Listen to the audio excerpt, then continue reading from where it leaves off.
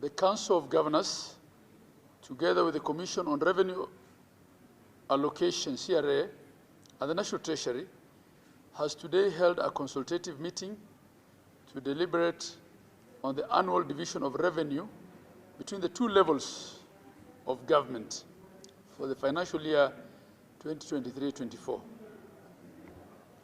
The meeting was held pursuant to a resolution on the 19th ordinary session of the IBEC, Intergovernmental Business and Economic Council, meeting held on 26 January 2023.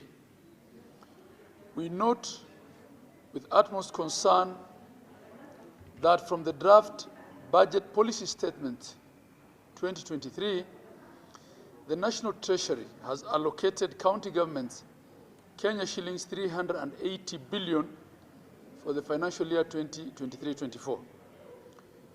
We hold a strong view that this is not equitable in view of the following factors. 1, the shareable revenue is projected to increase by Kenya shillings 374 billion for the financial year 2023-24, out of which only Kenya shillings 10 billion has been allocated to counties, representing a meager 2.67%, with the national government allocating itself 364 billion of the increase, which represents 97.33%. A careful analysis of the draft budget policy statement indicates a considerable increment in the share of revenue for functions that have been largely devolved.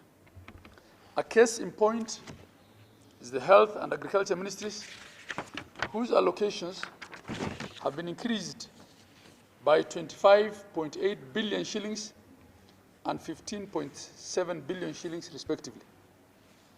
And 3, the budget ceilings for the national government MDAs have not been rationalized to ensure that the key priority programs for the government,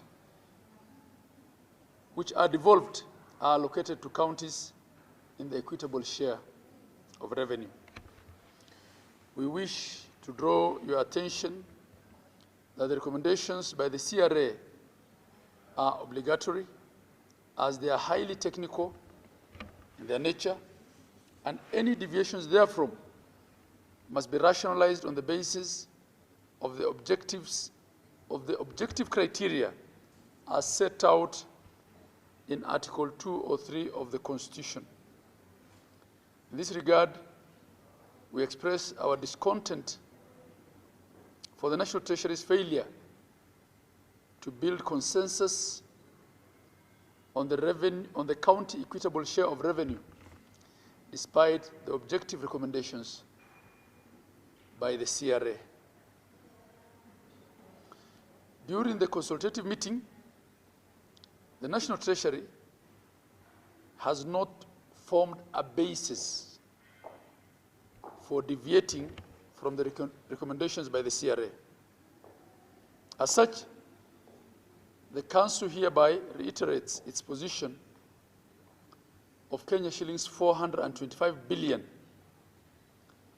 as the county equitable share of revenue for the financial year 2023-24.